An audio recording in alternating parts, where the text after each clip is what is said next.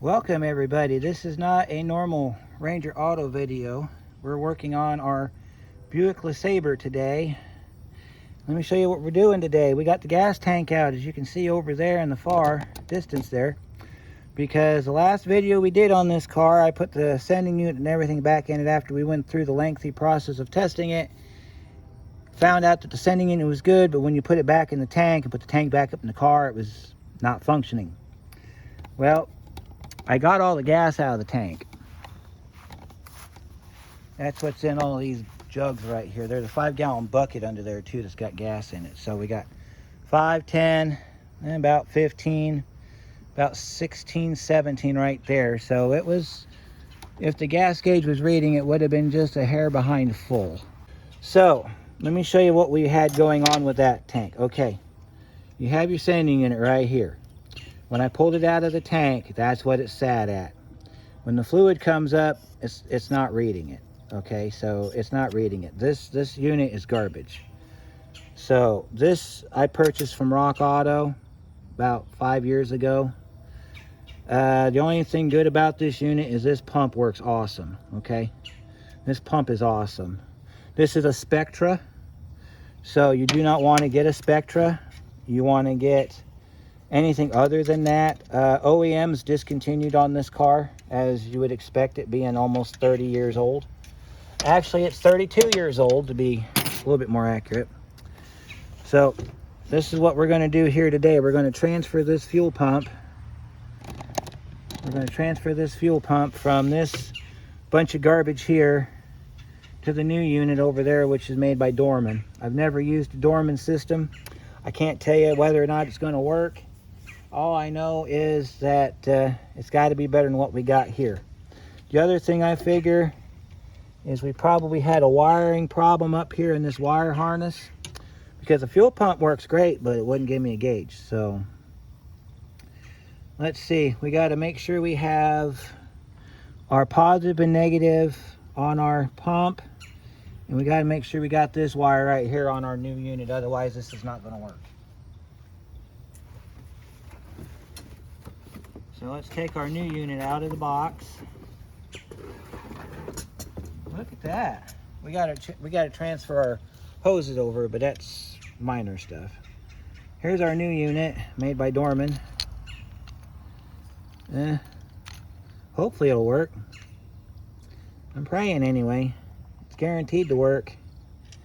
These wires look like they're in better shape. Okay, so here's our lug for our right there. So we just got to take them two nuts off, and then we got to take the hose clamp off, and the hose clamp and everything transfers over. Then we got to unhook this clamp here, feed that up onto here, and tighten that up. We're going to install this in the tank. We're going to put a little bit of gas in the tank, make sure that it reads there. So let's see, these nuts here, they're two different sizes so that you can't get them confused.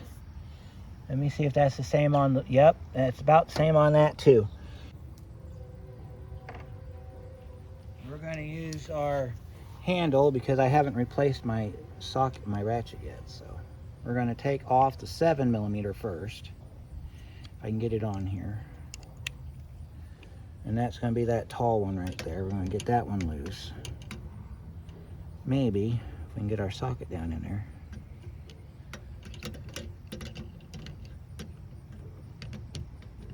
No, that's going to be the 8, so our 7 is going to be this side over here. Take that one loose. Do not lose your nuts, especially because these are tiny little suckers and you don't want to lose them. Use a magnet on them washers.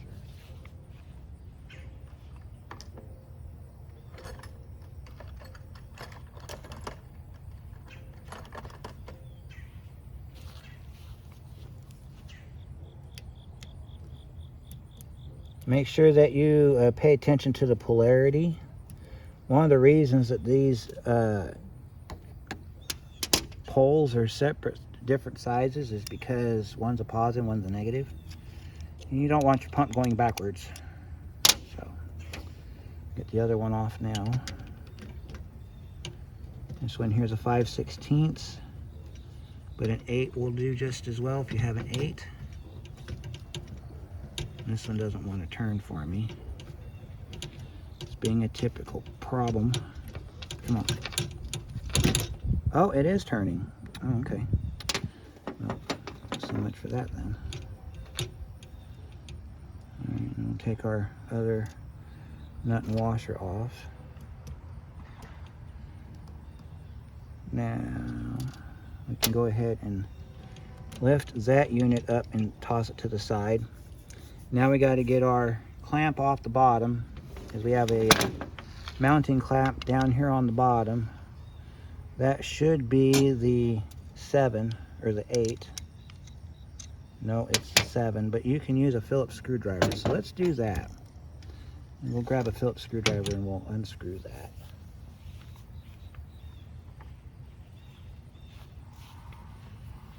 Yeah, haven't shown too many fuel pump videos on the channel, so I thought I'd bring you along for this one. I'm going to loosen our clamp up. You can't even see what I'm doing. Look at that. There we go. I'm going to loosen our clamp up here.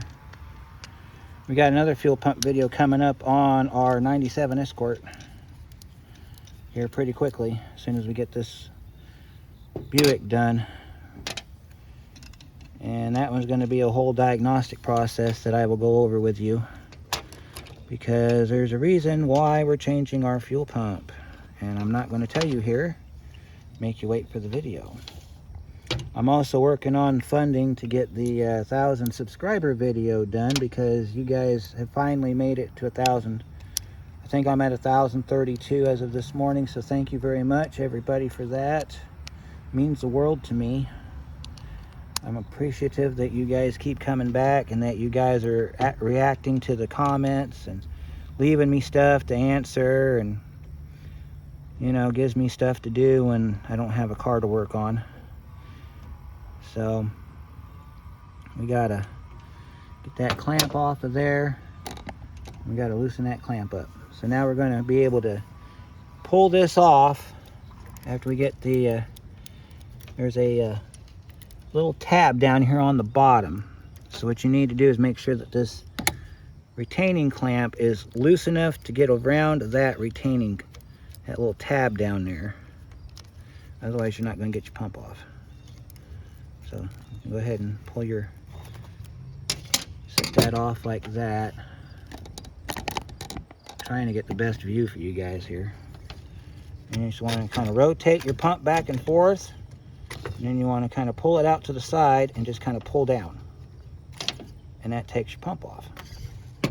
And if your pump has fuel in it, you can either leave the fuel in it or you can dump it into one of your containers.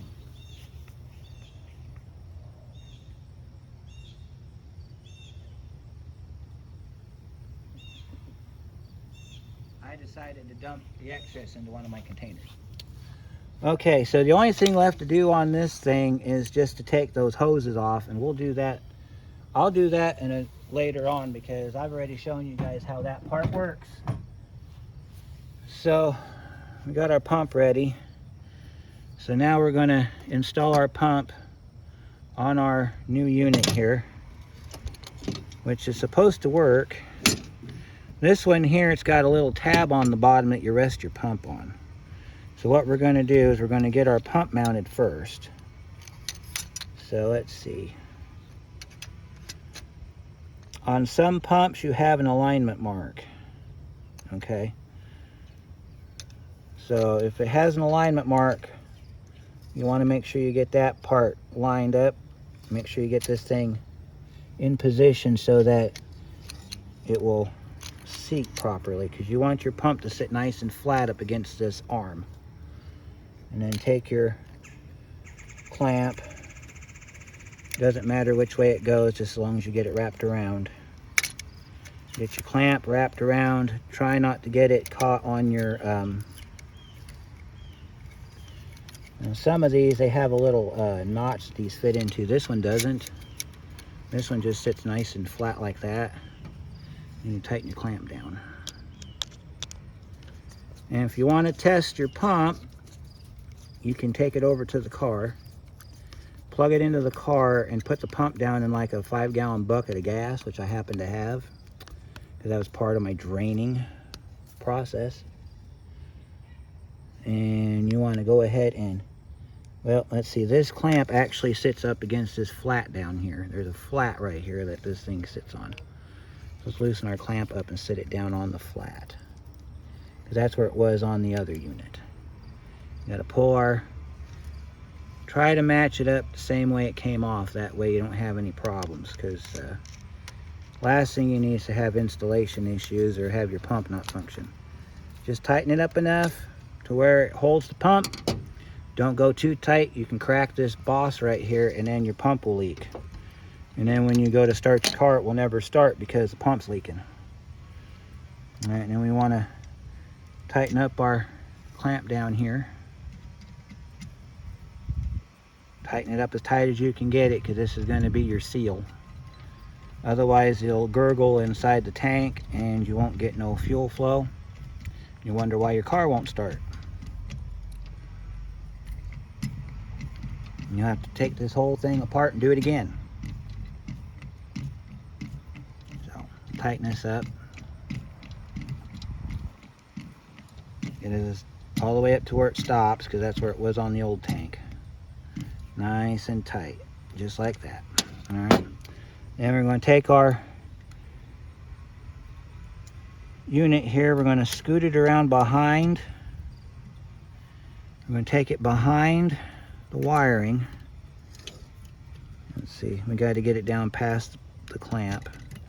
Scoot it down past the wiring.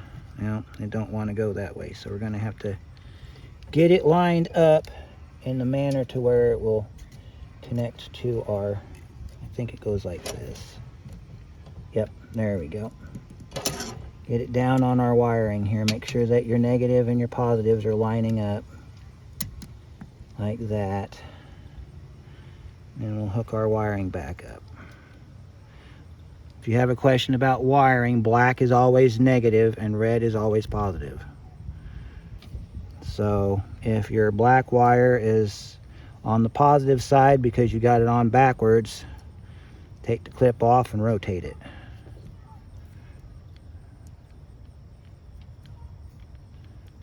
Spin our, make sure you get these terminal nuts down as far as you can by hand, and then tighten them up with your tools. Let's see, that's the big one, so we'll come over here and nope, that's for the little one. Get these as tight as you can without snapping the terminals off. And if you got a ratcheting wrench you'd rather use on that, 8mm and a 7mm, you want to go ahead and do that. Try not to bang your pump around. It's not good to bang your pump around, especially on a plate glass table. Tighten that up. All right. And then what we can do is we can put our voltmeter on it and see if we have zero ohms, because we should have. If we did this right, we should have 0 ohms on our voltmeter. So we're going to set our pump down on our brand new trash can lid, by the way. I might do a video on that, but we'll find out how that works. All right, so let's unhook our clip, because I have a special clip for this. Went over and bought it. All right, so let's see, on, it's gray and black, I believe, is our power leads for our, gray and black is our is our power leads for our,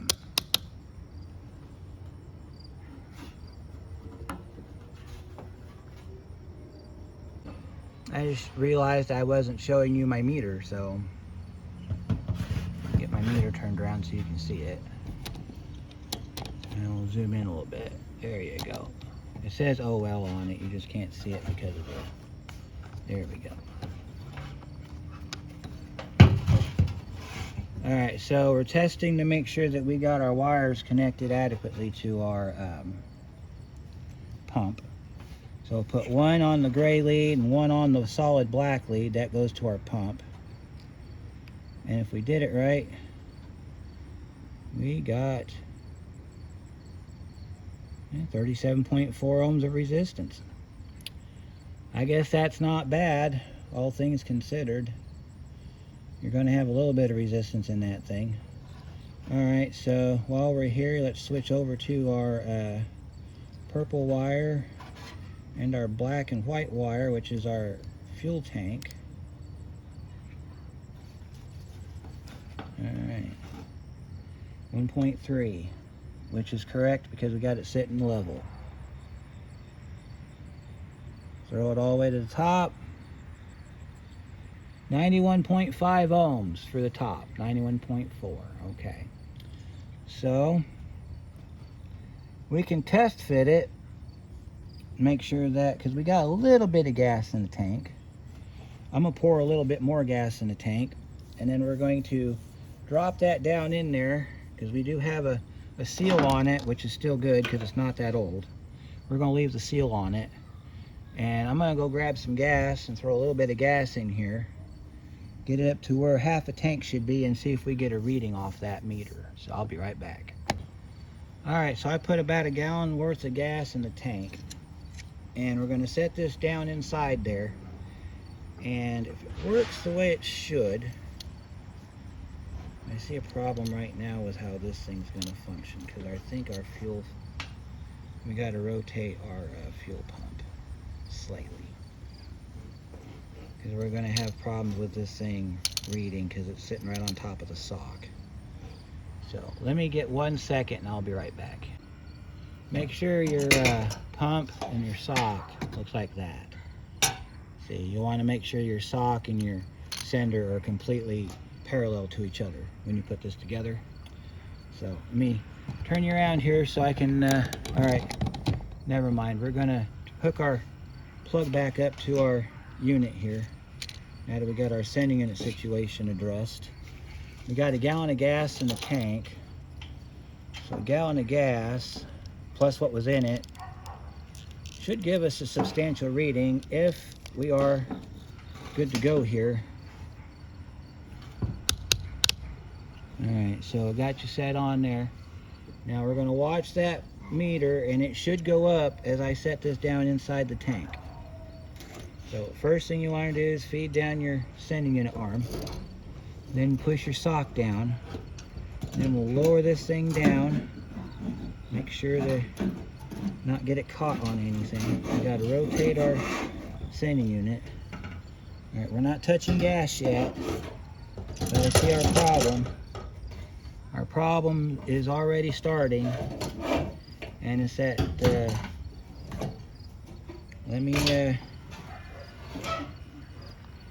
alright, so we'll set that down, and you see, oh, it's trying to read. Hang on a minute.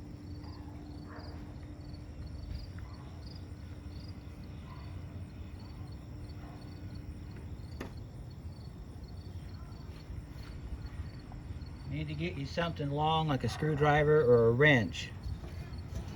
And as you set that down, reach down inside there, flip that flap down. That flap has to be sitting flat. Don't let it get up on its end. That flap has to move up and down. See? Now we're getting a reading. Now we're getting a reading. See that? That flap was kicked sideways. That's why we weren't getting a reading. If I were to add gas to this tank, that should rise. But what I'm going to do first is get this thing lined up, and then I'm going to get another can of gas and a funnel, and we're going to add gas to this tank like we're filling it up. First thing we need to do is get this thing in position. It's not in position yet. Something's not right here.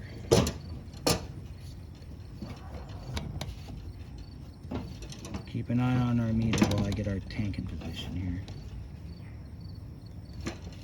Alright.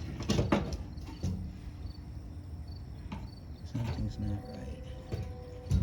See our meter dropped? Let's go down and flatten that flap back out. Need to make sure that our sock's not catching on anything.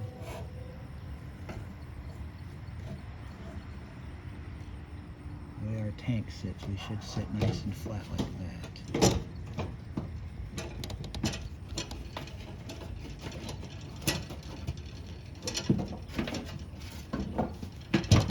There we go.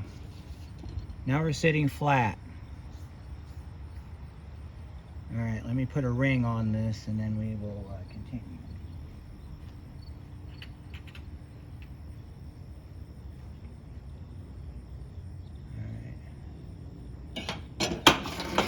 Now, if you know your readings on your gauge, or your ohms readings, then your ohms readings on your system, you can translate that over to what your gauge would say, or whatever it is I'm trying to tell you.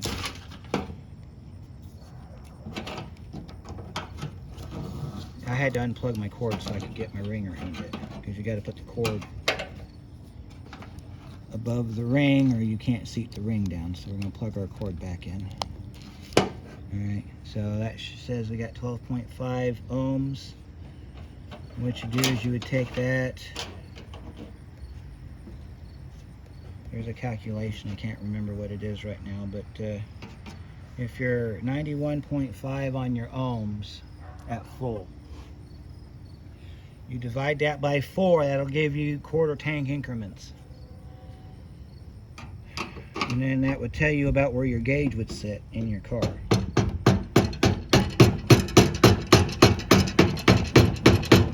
See, our gauge is moving in the tank. As we tighten it down, it should move.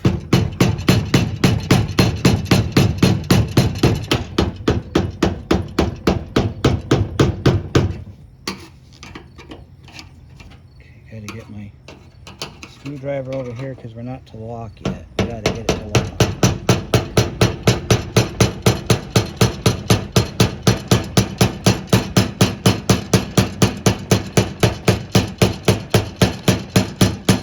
Alright, we are locked.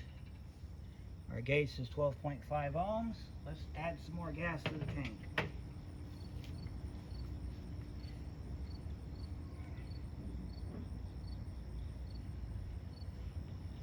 Got about 4 gallons here. We're going to add a little bit of that to the tank. We're going to see if our gauge moves.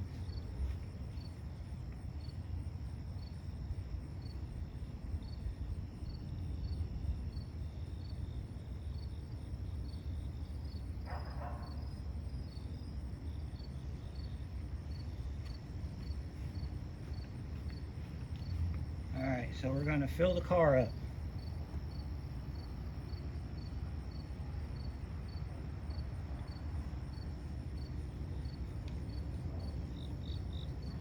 I'm not going to put a whole lot of gas in here because I have to siphon all this back out so I can put it in the car.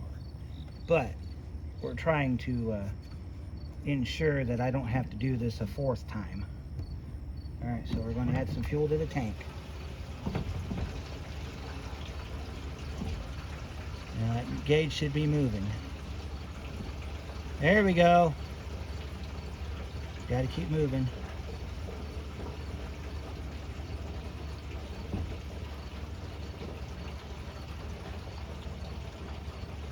Look at that, kids. I'm adding fuel to the tank.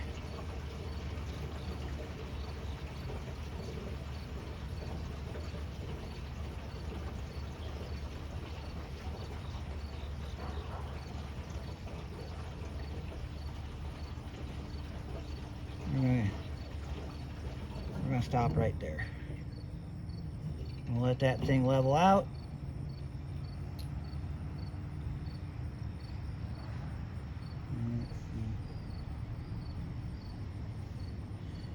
And it's still going, 26.3.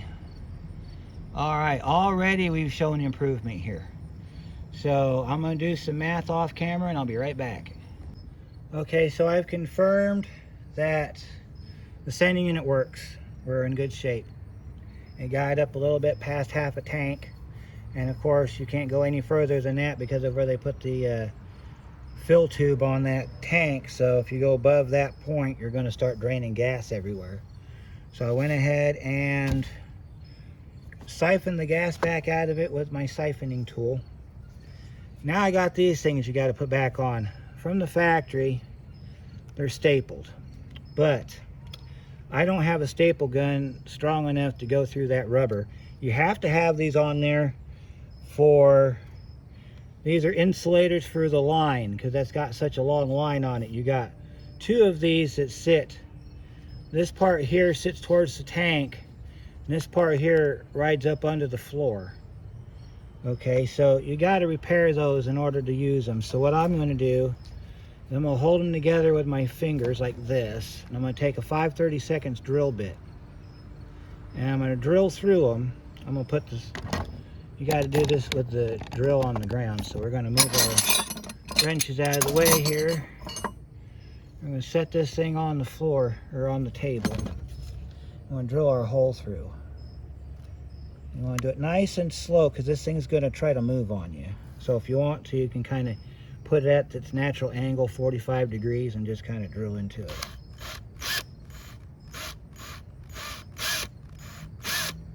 And then you want to back up after that, and then you're going to find your impression for your bottom hole. So you're going to flip that thing back, and you're going to set this down, drill that through, just like you did the top.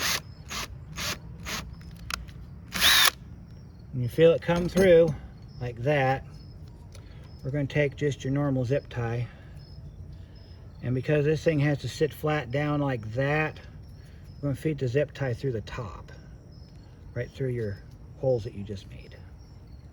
See that? Like that right there. You're going to pull that through a little bit, and then you're going to find your bottom hole like that. I'm going to feed it through the bottom hole, pull it through. See how it closes that up? Now I'll show you how this works in practice. Okay, so I'll show you on your tank here. Alright, you see your line right there, right? You got this one over here. You need to put one right there, okay? So on the first one, you can just feed it around. But on the second one, you're going to have to take it apart and mount it underneath like this. Make sure you get it in between the lines like that, and then you're going to feed this back through the bottom. Okay, and then you're going to pull it through the bottom, and it's going to close that up. And if you put the zip tie in the right way, it'll lock. I have this habit of putting the zip ties on wrong, like I just did. So let me show you how you would do it if you had to redo the zip tie. Turn your zip tie around, and then you got it on the tank. You push through the top hole in the tank, or the top hole in the isolator.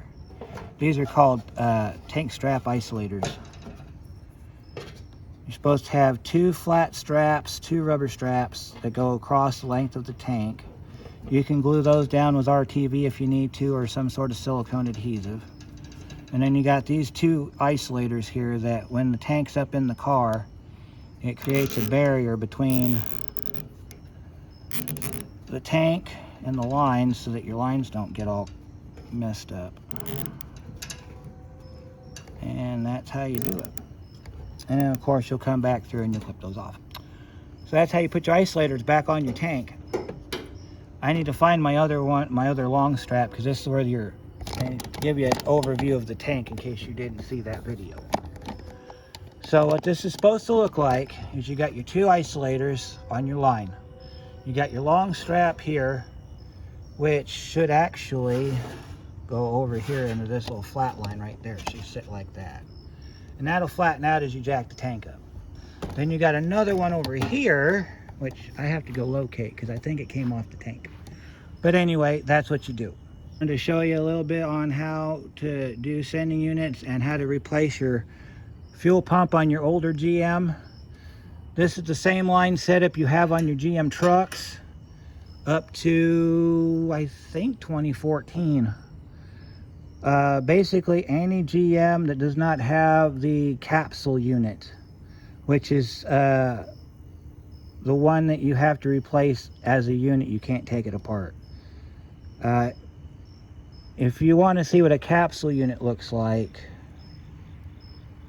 well, I'll do a Ford video and I'll show you what a capsule unit looks like. That way you can kind of get an idea of what I'm talking about.